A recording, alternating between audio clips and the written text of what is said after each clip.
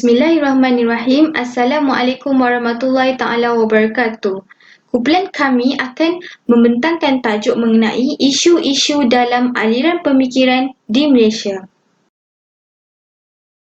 Baiklah, kita pergi kepada pengenalan definisi aliran pemikiran. Secara ringkasnya, pemikiran atau ideologi juga dikenali sebagai al-ghazwu al-fikri di dalam bahasa Arab.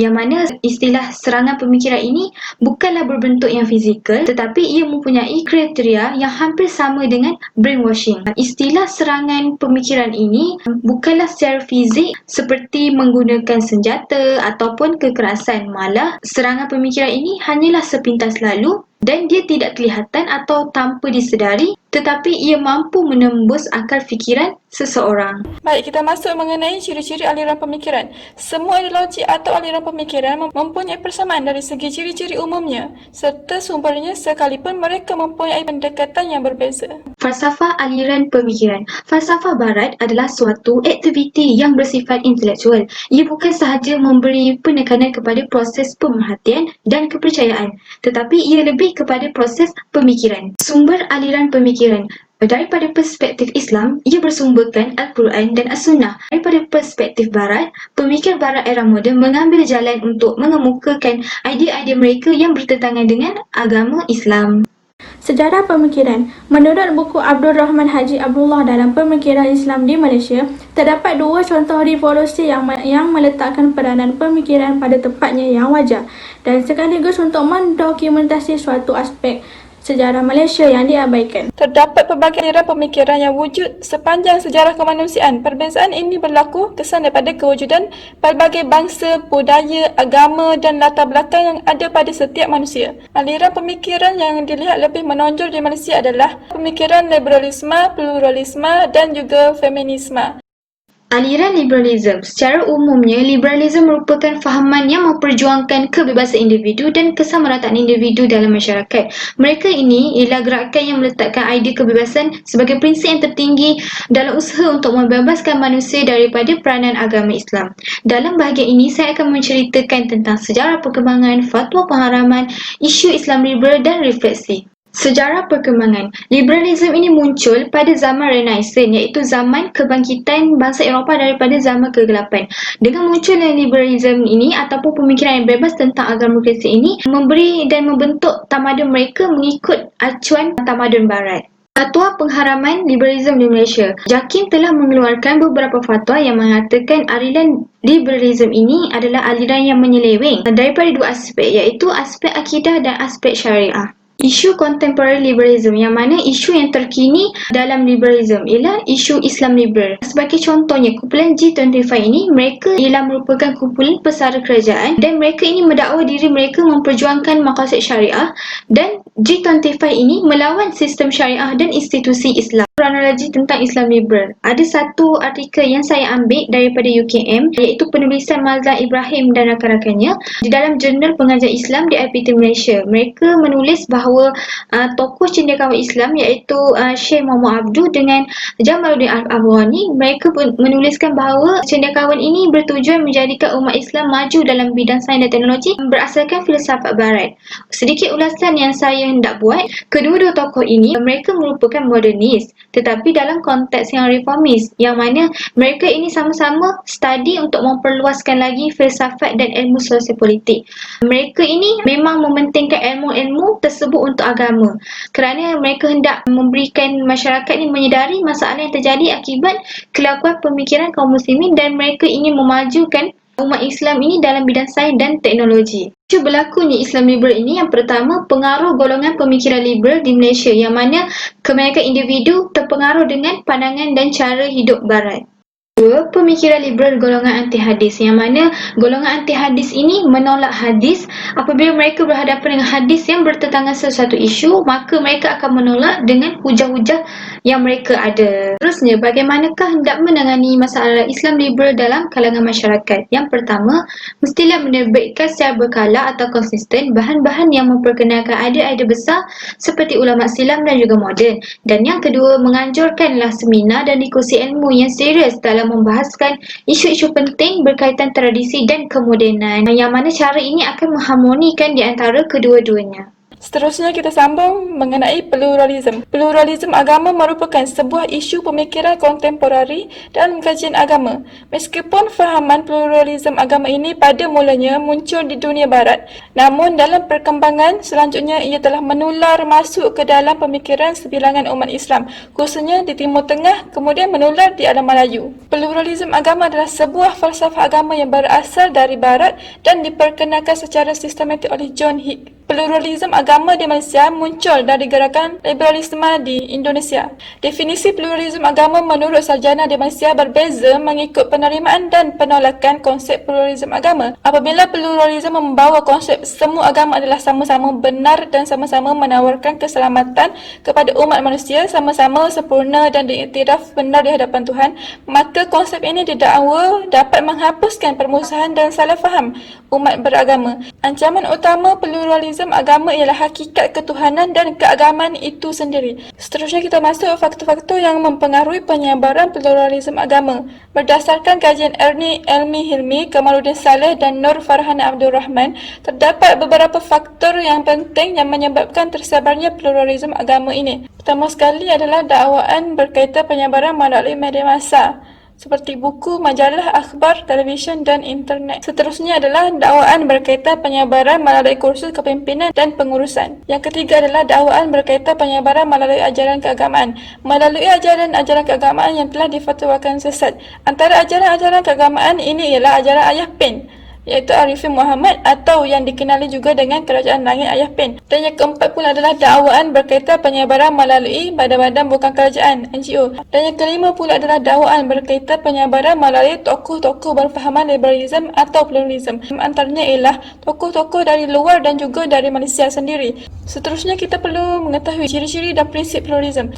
Menurut Anis Malik Toha, menyatakan bahawa fahaman ini dibina berasaskan 4 ciri utama, iaitu pertama, kesetaraan atau persamaan, dan yang kedua adalah liberalisme atau kebebasan beragama, dan yang ketiga adalah relativisme yang merupakan implikasi daripada kedua-dua ciri yang sebelum ini, dan yang keempat adalah reduksionisme yang menganggap agama adalah urusan peribadi. Baik, kita masuk pula kepada isu-isu dan gejala pluralisme agama di Malaysia.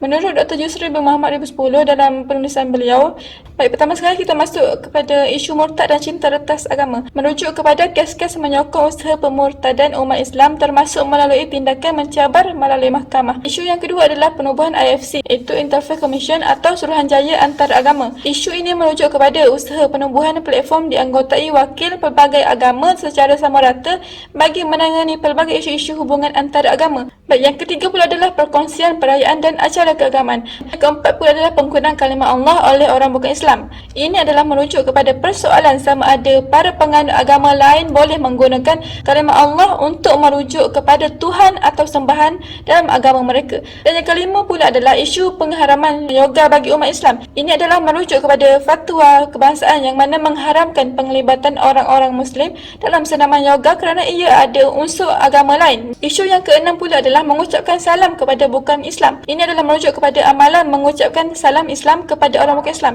Baik, isu yang ketujuh pula adalah penggunaan ayat-ayat Al-Quran dan hadis oleh orang bukan Islam dalam ucapan-ucapan politik. Ini adalah merujuk kepada tindakan beberapa pemimpin politik bukan Islam yang mana mereka membaca dan merujuk kepada ayat Al-Quran dan hadis serta mengulasnya mengikut kefahaman mereka. Apakah pula kesan dan implikasi fahaman pluralisme agama ini? Menurut Dr. Yusri bin Muhammad, beliau membagikan 3 kesan dan implikasi fahaman pluralisme agama ini. Itu pertama sekali implikasi kepada akidah, kedua implikasi kepada keutuhan ummah, dan yang ketiga adalah implikasi sosiopolitik. Jihad dalam Islam sangat luas pengertian dan skopnya. Antaranya jihad yang dituntut dalam Islam ialah jihad menegakkan syiar Islam di atas muka bumi, jihad menentang kezaliman, dan jihad dalam mempelajari ilmu dan menyampaikan ilmu. Setelah memahami hakikat agama Islam, pelajar Muslim tidak akan terperdaya malah menolak pluralisme agama. Pendekatan yang ada termasuk pendidikan, kempen kesedaran, dialog, penguatkuasaan undang-undang, hendaklah dimanfaatkan sebaik-baiknya bagi mementeras gejala pluralisme agama ini. Seterusnya, aliran feminisme. Definisi dan sejarah feminisme, iaitu fahaman yang bermula daripada pergerakan sekumpulan aktivitis yang memperjuangkan hak-hak wanita di Barat. Gerakan feminisme bermula sejak tahun 1960-an di Amerika Syarikat yang muncul akibat perlakuan tidak adil terhadap mereka sewaktu zaman revolusi Perancis yang cenderung bersikap eksploitatif. Walaupun feminisme mempunyai 6 aliran, akan tetapi tetap bermuara kepada satu matlamat, iaitu pembelaan terhadap hak-hak wanita dan menolak sistem patriarki dalam masyarakat. Isu-isu aliran feminisme. Yang pertama, isu akidah oleh Sisters in Islam ataupun SIS dalam media. SIS ditubuhkan pada tahun 1987 apabila Dr. Aminah Wadud dan sekumpulan wanita yang sealiran dengannya yang merasakan wanita Islam tidak mendapat keadilan dari segi hukum Islam. Pengasas dan ketua SIS adalah Zainah Anwar. Pada tahun 1993, SIS telah didaftarkan secara rasmi di atas syarikat SIS Forum Malaysia. SIS telah menggunakan media sebagai medium utama dalam memperkukuhkan lagi perjuangan mereka melalui program Musawah. SIS juga berfahaman dengan fahaman sekular dan liberalisme. Isu-isu yang dibangkitkan SIS dalam media, iaitu isu penutupan aurat. SIS secara terang mengatakan bahawa pemakaian hijab itu merupakan hak individu, selain mendakwa hijab itu sesuatu yang melanggar hak kebebasan wanita. Dalam surah An-Nur ayat 31, SIS telah menyimpulkan maksud himar dengan pandangan yang negatif. Menurut artikel Fatin Nabilah Hasanah dan Zulkifli 2018, SIS turut mempertikai undang-undang yang dibuat oleh UIAM kepada mahasiswi UIAM berkenaan isu penutupan aurat ini, dan menurut SIS tindakan UIAM adalah tidak wajar. Seterusnya, isu penentangan poligami. Pada 11 Disember 1996, SIS telah mengeluarkan satu memorandum reformasi Undang-Undang Keluarga Islam mengenai isu poligami dan mengatakan bahawa poligami adalah institusi zaman silam yang terpaksa diterima pada waktu itu. SIS juga ada mengeluarkan kenyataan akhbar yang bertajuk kontroversi mengenai poligami. SIS telah menyelewengkan beberapa potong ayat Al-Quran tentang poligami untuk menolak amalan poligami bagi masyarakat Islam. Selain itu, isu hak kesamarataan gender. Gerakan feminisme Barat yang bertujuan mewujudkan persamaan hak di antara lelaki dan perempuan telah mempengaruhi pemikiran Islam liberal. Mereka menilai semula syariat dan hukum fiqh serta menolak segala tafsiran daripada Rasulullah, para sahabat serta ulama. Konsep keadilan yang memperjuangkan kesamarataan gender yang diketengahkan oleh golongan feminisme ini adalah tidak bertepatan dengan konsep keadilan Islam seperti yang terdapat di dalam Al-Quran dan As-Sunnah. Kaedah menangani isu-isu feminisme di Malaysia. Ketiga-tiga langkah ini boleh diambil agar wanita Islam semasa tidak terpengaruh secara membuta tuli dengan idealisme feminis Barat. Kesimpulannya, gerakan feminisme merupakan satu gerakan yang menuntut hak kebebasan dan kesamarataan gender selain memperjuangkan kebajikan wanita dari penindasan. Isu penolakan agenda feminisme dan liberalisme, yang mana isu ini merupakan munculnya dalam kalangan wanita yang banyak melakukan amal yang sesat dari segi akidah maupun dari segi sosial dan tingkah laku. Dan antara punca-puncanya feminisme dan liberal ini, mereka merosakkan kepribadian dan jati diri seorang muslimah, dan serangan pemikiran ini menyeru kepada kebebasan dan kesamarataan gender dan kemanusiaan. Baiklah, antara bentuk-bentuk program untuk menangani masalah isu feminisme dan liberal ni adalah seperti mana yang kita lihat. Contohnya, membuat usrah wanita, fiqh wanita, program pendidikan ke masyarakat untuk menyuntik kesedaran, program penjelasan tentang keinginan Islam dan konvensyen wanita Islam. Baik, dengan timbulnya aliran pemikiran di Malaysia menimbulkan krisis yang besar dan jelas di tengah-tengah tubuh umat. Ia adalah sebuah cabaran utama kepada umat Islam di Malaysia. Cabarannya adalah dengan mencabar akidah Islam dengan menyebarkan doktrin salah di sisi Islam, dan cabaran institusi fatwa dan kebebasan pengembangan doktrin bukan Islam. Selain itu, ia juga adalah cabaran kepada institusi Islam, iaitu institusi agama dan mufti dan juga agensi penguat kuasa. Cadangan menangani isu aliran pemikiran. Cadangan-cadangan ini boleh dibuat oleh para pendakwah, para ilmuwan Islam, pihak kerajaan dan NGO serta dari aspek pendidikan agar dapat membawa negara menjadi maju berdasarkan syariat Islam. Akhir sekali, dapat disimpulkan bahawa kemasukan ideologi-ideologi yang datang daripada Barat tanpa sebarang tapisan boleh membawa implikasi negatif terhadap iman umat Islam. Itu sahaja daripada kumpulan kami. Sekian, terima kasih.